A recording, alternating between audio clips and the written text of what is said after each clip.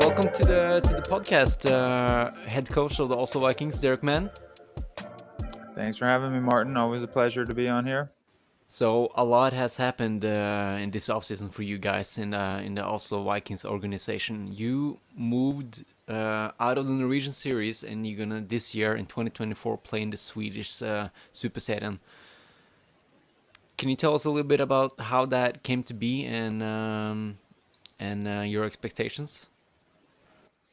Yeah, in it's kind of been in the works for a couple of years now. 2 years ago, before last season, the Super Series um, in Sweden gave the invite to both us and Eidsvold if we wanted to join. Um, and at that time, in 2023, I guess it was last year, they said it's basically both of us or neither of us that could join the league. And we said we would have liked to, and Eidsvold said no, and they didn't want an odd number of teams. That would have just made it five last year. And then this year in the off season, they had a meeting and they said they would like us both to join again, but it doesn't rely on one or the other. If one wants to join, that's fine. And Eidsvold said no, and we said yes. We're definitely interested. And then we had a few more follow-up meetings after that about what it actually entails of us joining the Swedish Super Series. And then things started to fall in line when it came to the logistics, and the Swedish Federation was extremely accommodating to us and really wanted us in from the beginning, and made the transition very easy and seamless for us, and still all the way up till now. And I assume for the future that the communication lines will be good with them. And so even though we haven't played a game, being extremely happy with the line of communication with them, and their goal of making the Super Series a better league, with also inviting us in, and then having three Division One teams move up to make it an 8-team league. And that's made it quite the exciting opportunity and change of scenery for us going into 2024. Yeah, 8-team league, like that's the dream as a team, to get like not just the number of games that brings, but also the number of diversity in the competition, like the different kind of planning you got to go through throughout the season. It makes it a little bit more exciting. I can see that, and also the logistic part about it's shorter to go. It's a shorter travel to Karlstad and to Örebro than it is to Kristiansand, for example, in the Norwegian series. Yeah, and I think that was a big factor in the decision. Obviously, there's going to be some more added cost to the club when it comes to the travel side of things, and we asked the players group, and if this is something we want to take on as a club, we need the support of the player group. There will be some added costs with it, but at the same time, I think it's raising the bar for us as a club on the field and off the field to try and ramp things up on an organizational level. And it's been something that I personally have been trying to push for a while, for us to play in a different league, and we've kind of got a taste of it with the Scandinavian Cup and the NEFL in 2018. And so I'm glad that it's happening now in 2024. Yeah. Bad news for the Scandinavian Cup, though. It's gonna shut down that project for now, because when you play in the Swedish league, there's no reason for more Scandinavian teams to meet. And also, I heard Sigurd talked about the Danish. The Danish wasn't really up for that league anyway, that cup. But I just want to talk a little bit about your expectations. I think the four favorites still are probably the four teams that was there in the Super Series last year, and it's just fun to see three teams from the lower division jump up, and also you guys moving over. Where do you place also Vikings in that range of teams for now? I mean, I think you're absolutely right with the four teams that are consistently being in the Super Series over the years. They are solidified top teams in Sweden and internationally, in my opinion. And it didn't really weigh on our decision. At one point, when we were first approached about it, we would have been the fifth team in the league with the potential of maybe one other Division One team moving up. So it wasn't like we said yes to join when we knew that it was going to be a potential eight-team league with us. And uh, granted, I think it makes it a more level playing field for us, especially going into our first year there to join the league with some other teams that are moving up from the first division. But I think the level of competition throughout all those teams is going to be high, higher than we're used to on a yearly basis. I know from just watching what they're doing. Roster wise. I think all those seven teams from Sweden are taking it extremely serious and trying to put together the best roster possible. So I think it's going to be difficult every week. It's going to be a challenge for us. I don't honestly know if we'll ever go into any games as the favorite going into any games, and that'll be a different scenario for us, which I think a lot of the guys on the team are excited to have that aspect going into football games, and that's something that we've always strived for, and we wanted to be able to kind of take the leap. We've played international games over the years, but we really haven't taken that step to consistently win international games, and we think this is one of the steps it's got to be to get us where we need to be. Yeah, like playing in Norway, you don't really being also Vikings. That is, you don't really develop that dog mentality, I guess, because you're going into every season like the top dog, like the reigning champions, and it's gonna be fun to see you guys match up against the Swedish competition, which is regarded on a higher level than Norway, but it's just gonna be fun to see how you match up with them. So I'm really excited to see that. Moving on a little bit, like obviously you're gonna need some talent on your team to challenge the best in a higher league. So you brought in CJ Fowler. What can you say about him and how he met the criteria you were looking for in a quarterback? Yeah, I think CJ is going to be a great addition to our team. I think he's going to add a bit of a different aspect to the game that we haven't really had at the quarterback position, with being a very athletic quarterback that considers himself a pocket passer first. A big thing that I always look for is players with European experience, and CJ brings that to the table with playing in Poland, in Germany, and in Austria for a little bit with the Swarco Raiders. So I think it's extremely important to have someone who understands what the European level of football is, and expectations of how things are ran. But CJ's a well-rounded quarterback who works on his craft every day. He's from Arizona, and he'll be getting out here in the beginning of March. So I can't wait for us and the whole team to get to work with him.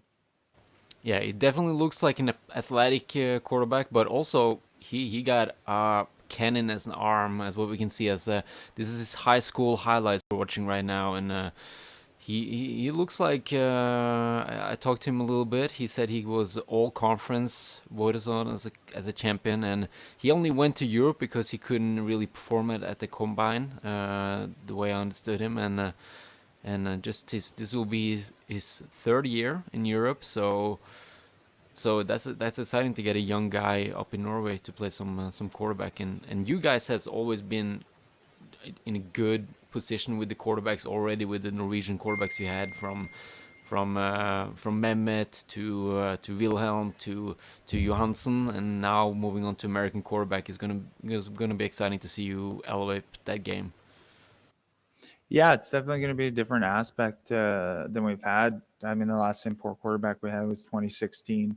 We brought in an American in 2020, but unfortunately, we weren't able to have the season due to COVID that year. So, really, it's been since 2016 since we've had an American quarterback. And another positive about that is just it'll help me free up what I want to coach, and I don't always have to work with the quarterbacks and receivers, and I can do a little bit more with my coaching and know that it's in good hands all across the board, and free me up a little bit and build on what we do as an offense. Yeah,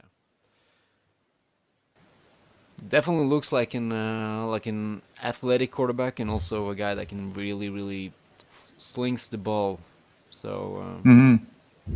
I'm I'm excited. Hopefully, it's gonna be another one of those who come here, fall in love with the Norwegian kind of way of life, and stays there. Like you had success with Will, and Isol had success with Michael Hall, and we got to keep that streak going on with Americans coming and staying because it's all up that game. That's what we need.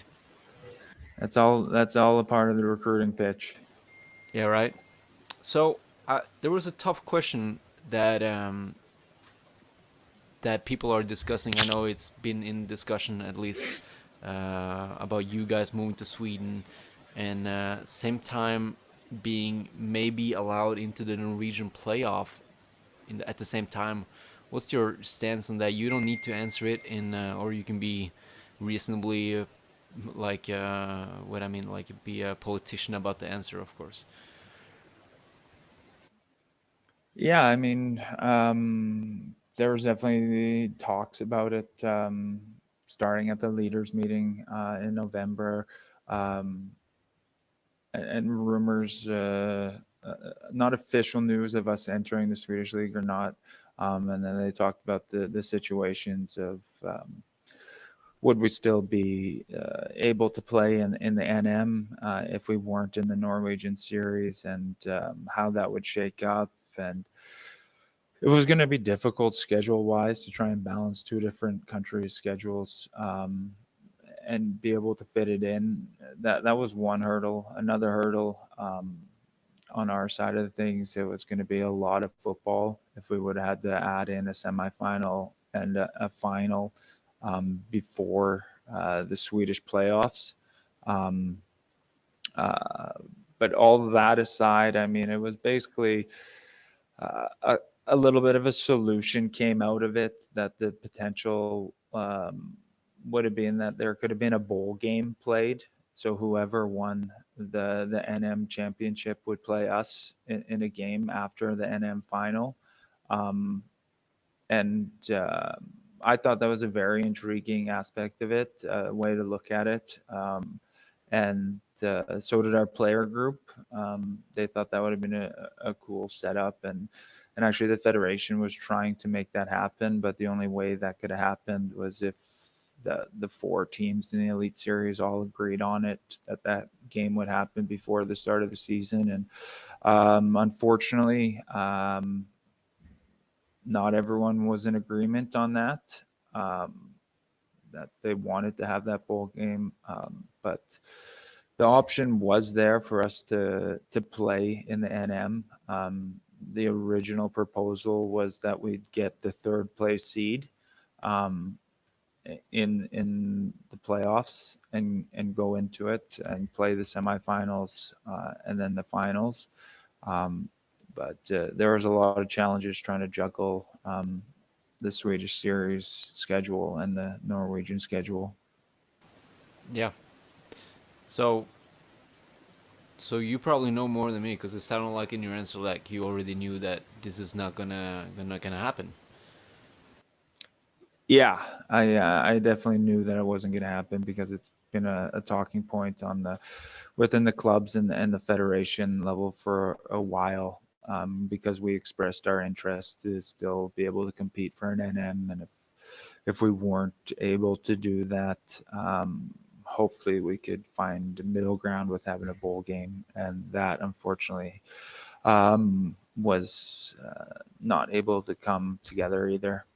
All right, so it's gonna be like an all Sweden year for you, no matter what. So maybe Yeah. it's easier for you guys. Then you can like you don't need to. risk any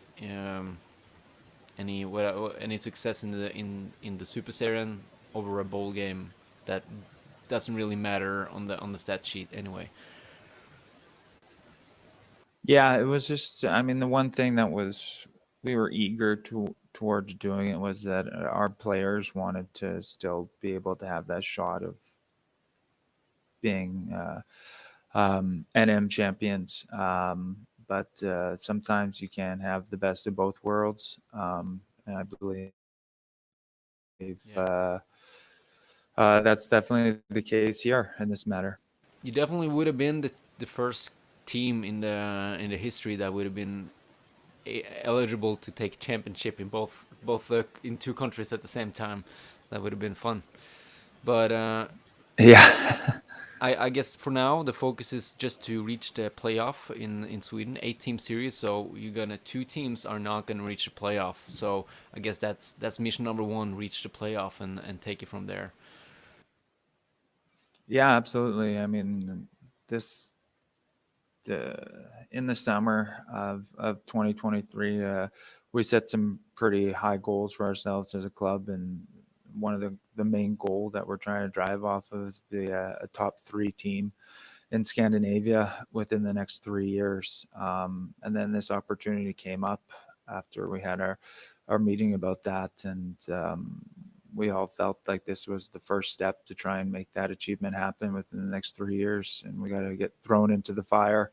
I'd be a complete hypocrite if we didn't take up this opportunity because there's been so many years I've been trying to get Division One teams in Norway to move up to the Elite Series, but they haven't wanted to. And then we get the opportunity to move to a higher league, and we can't turn that down. So I think at the end of the day, it's going to be the best for Norwegian football as a whole, and hopefully us in the long run as well. So I don't really know too much about the Swedish import rules. I know it's a little bit different than Norwegian rules. Can you explain a little bit what you're allowed to do now that you're playing the Swedish league? Yeah, I think now it's kind of more similar to the new rules that just got adopted into Norway. But the Swedish rules are you're allowed to have two North American imports on your team, professionals, and then if you have those two, you can have another six non-homegrown players, and that can be guys from other European countries or guys who it's regardless of their nationality. Actually, it can be guys who are American that never played college football, or basically guys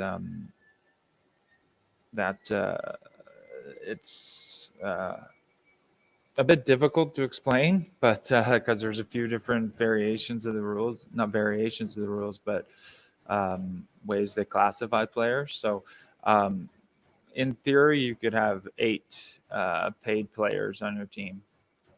All right, that's good to know. So hopefully we're going to see a stacked also Vikings with some American and maybe some European and Scandinavian talent, right? Yeah, hopefully that's the goal. All right. I got a last question before we finish this off, and that's very simple. What's your Super Bowl prediction?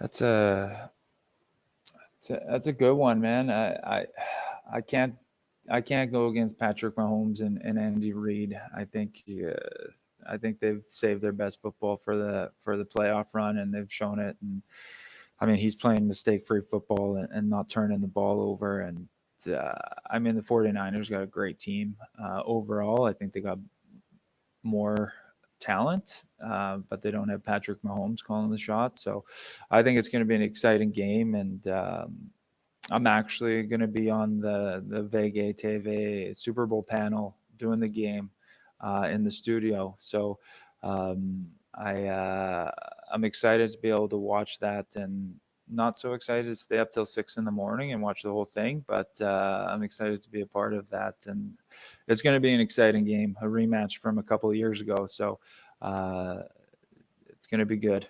Yeah. Myself, I was dreaming about a Lions Super Bowl. I'm not a Lions fan. I just like the fairy tale stories, but for sure it's definitely is the two best teams moving on. So it's gonna be a good one. We got I think me and Sigurd we did a prediction, and I think I went for the Chiefs myself. So we're on the same track there. There we go.